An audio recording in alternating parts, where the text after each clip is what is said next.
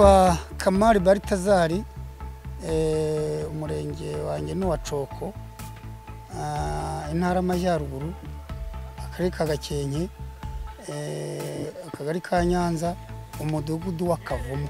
Amazi ntabwo byoroshye kuko iyo tugiye kuvoma tuvoma hasi mu mihaga, hasi hariya abandi bakavoma hasi hariya.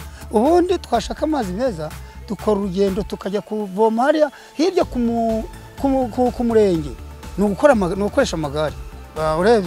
Urebye ni nk'isaha, kandi igipira kigera hano kiri mu mafaranga 200. Nk'udashoboye kujya kuyavoma ni uguha umunyegare yagera mu rugo ku gipira tukamuha 200.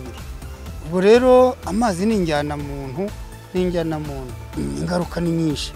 Iyo tujya kuvoma bikatuvuna, nta mwana muto wajya kuyavoma, amazi ni indyankurye. Ingaruka tugira nuko tutabona amazi meza nkuko abandi ubona bayabonera hafi. Amazi yo mu gishanga nta bwiza bwayo, ese ko haba harimo ubusimba n'inyoni zikayatobatoba n'imbwa zikayanywa. Urumva ko nawe urabyumva ko n'amazi y'inamba. Ariko ariya yaruguriya, dore buriya ava muri kiriya bureza bujinganjwira, niyo soko, ayo masoko niyo mpamvu yo kuyakora ruguriya ku murenge.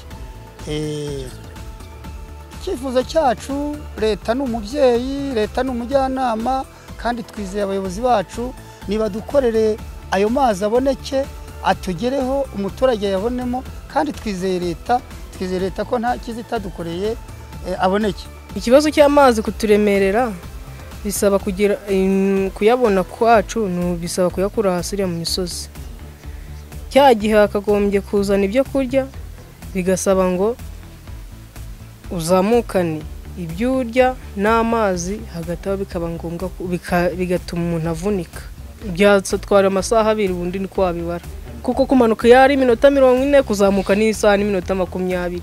Ubwo se mu gihe udafite imbaraga azabigenza gute? Gufura byo bisaba kugira ngo ufate imyenda yose, ukusanye imyenda idaheruka gufurwa, wijyana aho ngaho hari umugezi, kari uyifurira, ukayanikayo, ukazamuka yuko yumye, cyangwa se ukayizamukana ukayanika mu rugo.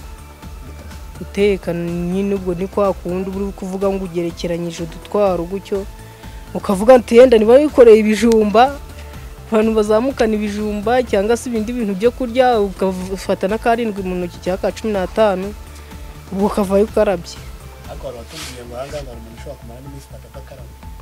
Birashoboka, ariko kubera ikibazo cy'amazi, amazi ntago aboneka. N'ahantu abonetse ku bantu baba bafite amantuza, amasterine, bisaba kuyagura, kandi ikijerekani n'ijana se wa muntu utabifitiye ubushobozi byagenda bite? Kumara igihe bw'utoga birashoboka rwose. Umuntu ashobora, ngenda nge sinarantoze ngo bishoboke, ariko hari umuntu ushobora kumara n'iminsi 3 nyine 2 gutyo biteye. Ariko nanone yari wa muntu udafite imbaraga, naho kuba afite imbaraga bona kumanuka bakajya mu misozi, bakajya kuyazamukana, kare bogera ukazamuka uze, ariko urumva ko byabyuye nanone ntago bari sawa neza. Icyifuzo nuko twabona amazi hafi,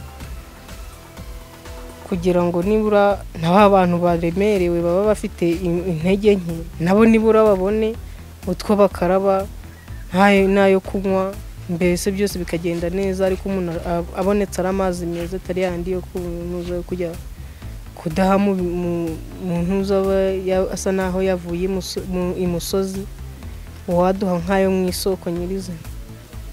Hari igihe umuntu aba yagiye guhinga kubera ikibazo cy'amazi, yataha kubera ikibazo cy'amazi ugasanga ni icyitonderwa, kurya bikagora, ugasanga wenda umuntu ariye nka rimwe ku munsi kubera ikibazo cy'amazi. Ariko koga ni koga se urumva nyine ni icyitonderwa. None se ko wakoga ubonye amazi utayabonye 100%, urumva wakoga 100%. usa neza.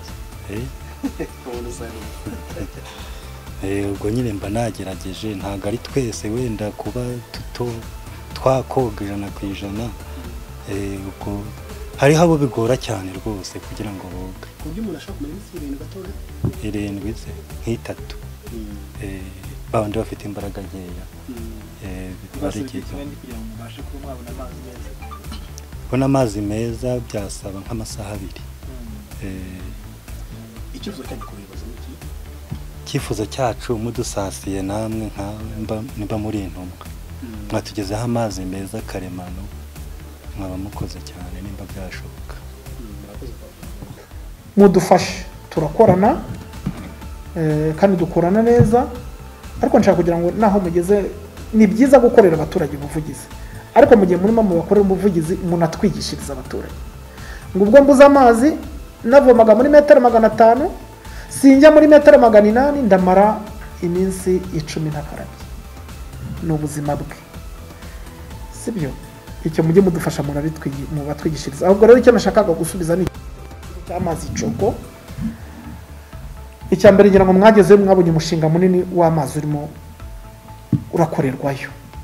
Turizera ko ku itariki 30 z'ukwa gatandatu niko tubyifuza ko ari amazi yaba yararangije kuzamuka, imashini zaratangiye guterera. Icyo kikaba kimwe mu bisubizo twizeza abaturage. Kuri aho handi bababwiye ko batavoma kereka niba cyari cyabaye ikibazo cy'amazi atarazaga. Ubwo icyo ngicyo nicyo twakurikirana, tukafatanya no gukurikirana n'abantu bashinzwe gucunga ayo mazi, hanyuma noneho bakajya bayohereza igihe ku gihe. Gusa icyo nemera nuko icyo kibazo cy'amazi yabuze niba ari iminsi 3 ntabwo nabashije kukimenya. Ubu nibwo nkimenye ubu ngubu, ubwo ngiye guhita ngikurikirana turebe ko ayo mazi bayahabwa. Ariko kandi umuntu ababwire ngo bashoje bahishiwe, turi gukora ayo mushinga munini w'amazi uzatwara ngira ngo urararangira, ugiye gutwara hafi miliyari 2, ku buryo bizaba ari igisubizo. Kandi namwe ndibwira ko mwahabonye ahantu tujye kuzamura amazi. Hanyuma ikindi no kubasaba kugira ngo igihe muganiye nabo mujye munabatwigishiriza, niba amazi abuze uyu munsi akabura kuri rivomo, udashobora gutera intambwe ngo ugere kuri indi, wenda nubwo ryaba ari kuruzana amazi ukarabe, ntabwo byaba ari umuco turimo twubaka mu baturage ngo ubwo amazi atabonetse hafi bamara icyumweru badakarabye.